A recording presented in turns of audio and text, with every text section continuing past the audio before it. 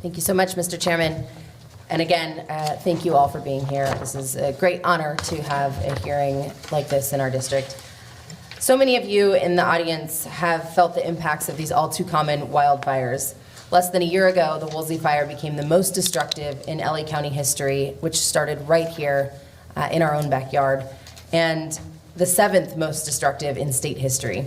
You've been evacuated from your homes, you've watched houses and other structures burn, you've felt the anxiety of not knowing what you will come home to.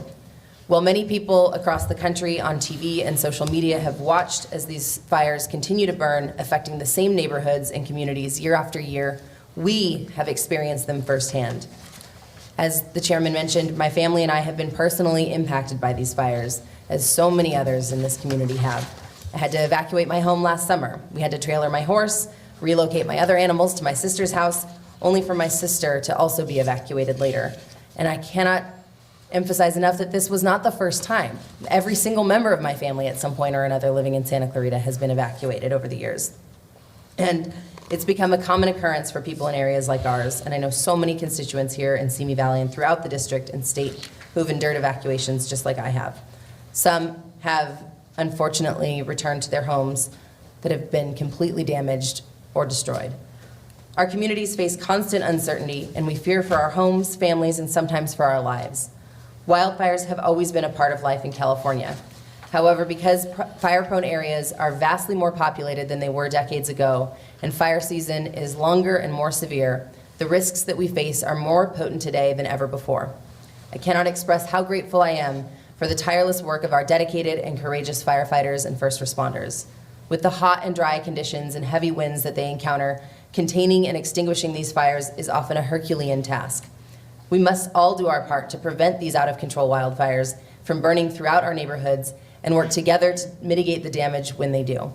This includes our local, county, state, and federal agencies. We need to talk about the root causes of these wildfires and their impacts on our communities, and acknowledge that climate change has been a major driver of the destruction that has wrought throughout our state. Over the last century, Southern California has grown about 3 degrees warmer. It's not a coincidence that we have also been experiencing larger and more frequent wildfires over the past few decades. Higher temperatures and droughts dry out vegetation, making our landscape a virtual tinderbox. We're also seeing more winter rain in fire-prone areas. This leads to more growth, which can be dried out during our hot summers, and in some areas can become ultimately fuel for more fires. Wildland fires, including large fires, are a natural part of ecosystems in California, and many native plants and animals depend on habitat created by fires. That being said, we must also address the fact that many wildfires do not occur naturally, but are instead the result of human inaction or action itself. Some are caused by a person's negligence or thoughtlessness, such as the campfire left to burn or a lit cigarette discarded in the middle of dry brush. Equipment belonging to California utility companies has been responsible for igniting some of the most catastrophic wildfires with the most severe impacts to communities in state history. Consumers should not bear the heavy burden of paying for damage that these companies are responsible for. We need to find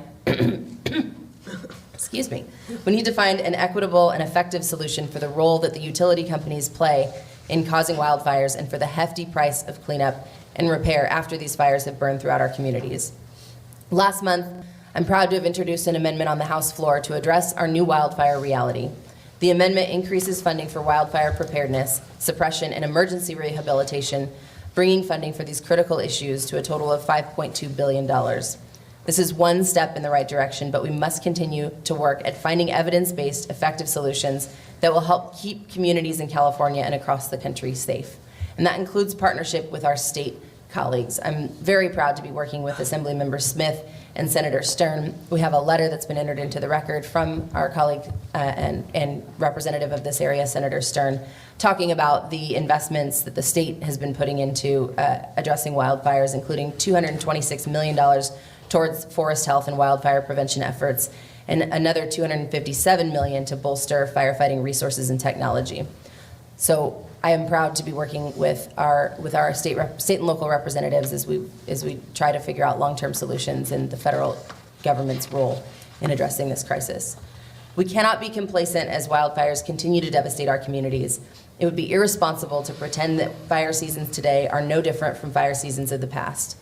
Yes, this is our new normal, but we can and must do better to protect communities from wildland fires, and that's where the focus of our resources and attention should be.